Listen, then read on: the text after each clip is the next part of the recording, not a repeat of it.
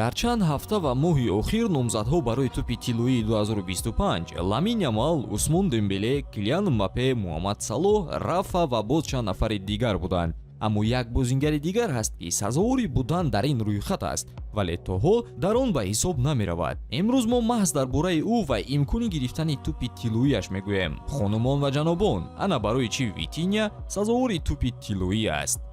Бенфика муқобили ПСЖ ин бозии асосии имшаба аст ки аслан барои Бенфика аҳамияти калон дорад. онҳо бояд ПСЖ-ро ё шикаст диҳанд ё ҳадяқал мусовӣ кунанд ки ба плей-оффи ҷоми ҷаҳонии бошгоҳиро хат гиранд. аммо парижиҳо ба ин иҷозат медиҳанд. пешгӯии худро бо ягекс анҷом дода бо истифода аз калимаи сеҳрноки тачфут то 8000 сомонӣ соҳиби тӯҳфа гардед. маълумотҳои лозима дар комментария. ба ҳама муваффақият.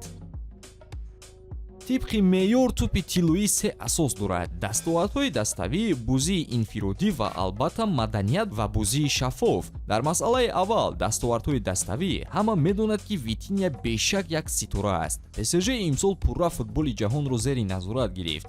онҳо дар ҳама мусобиқаҳое ки иштирок карданд ғолиб омаданд, аз ҷумла Лигаи Чемпионҳо.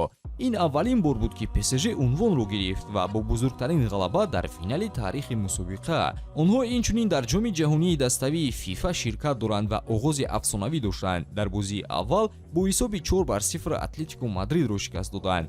агар пеш аз ин онҳоро ғолиб намешуморидед, акнун шояд фикратонро дигар кардед. дар мавриди дастовардҳо, имсол ҳеҷ клубе беҳтар аз ПСЖ набуд, аммо як мушкилӣ аст. бо назардошти ин муваффақиятҳо, Усмон Дембеле ҳамеша болотар аз Витинья гузошта мешуд. барҳақ, ҳамлагарон ҳамеша бештар таъриф мешаванд.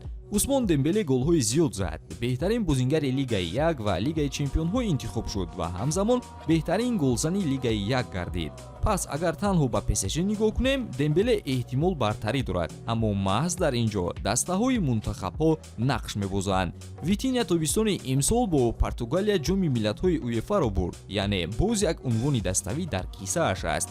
агарчи ин мусобиқа барои баъзеҳо ночиз ба назар мерасад, Дембеле ва Ямал низ дар марҳилаҳои финалӣ бозӣ карданд, вале унвонро нагирифтанд.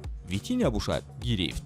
ин як бартарии ҷиддӣ аст. аз рӯи дастовардҳои dastavӣ, Витинья метавонад ҳатто болотар аз ҳама қарор гирад ва дар масъалаи маданият ва одоби бозӣ ӯ комилан намунавист. ҳам дар майдон ва ҳам берун аз он, ӯ ҳамеша нисбати рақибон, мухлисон ва васоити ахбори умма эҳтиром дошт. бовар мекунед, тамоми мавсим ҳамагӣ як корт гирифтааст, он ҳам дар якчорфинали ҷоми миллатҳо бар зидди Дания. бо либосҳои ПСЖ ягон корт нагирифтааст. агар ин маданият нест, пас дигар чӣ аст? ва вақте ки нуқтаи муҳим, таъсир ва ҳунари инфиродӣ мерасад, Витинья аз ҳама беҳтарин аст. бале, аз ҳама. чӣ хел? ҳоло мегӯем. дар ҳунари инфиродӣ агар натиҷаро вобаста ба мавқеъ гирем, ягон кас ба ӯ намерасад. ӯ қалби ҳам ПСЖ ва ҳам тими миллии Португалия аст. дар ҳама мусобиқаҳо аз нимҳимоят дар 11 гол иштирок дошт, аммо ин беҳтарин ҷабҳаи бозиаш нест. ӯ як нимҳимоятгари комил аст дар бурдани тӯб, офаридани имкониятҳо ва пасҳои дақиқ. дар Лигаи Чемпионҳо яке аз 5 беҳтарин дриблёр миёни нимҳимоятгарон мебошад ва беш аз ҳама нимҳимоятгарони марказӣ имкониятҳои голсозӣ эҷод кардааст. паси ӯ шоҳкорӣ аст. тӯбро аз ҳар кунҷ медиҳад. кӯтоҳ, дароз, диагоналӣ, на танҳо босифат, балки бо ҳаҷми зиёд. дар Лигаи Чемпионҳои гузашта ҳеҷ кас бештар аз ӯ пас надодааст. имсол Витинья воқеан маэстро буд. мо мехоҳем фикри шуморо бишнавем. агар розӣ нестед ки Витинья тӯпи тиллоиро сазовор аст, дар шарҳҳо нависед. агар далелҳои бештар доред ки чаро сазовор аст, боз нависед. агар видеоро дӯст доштед, лайк гузоред ва обуна шавед. то наврҳои баъдӣ, хайр дӯстон.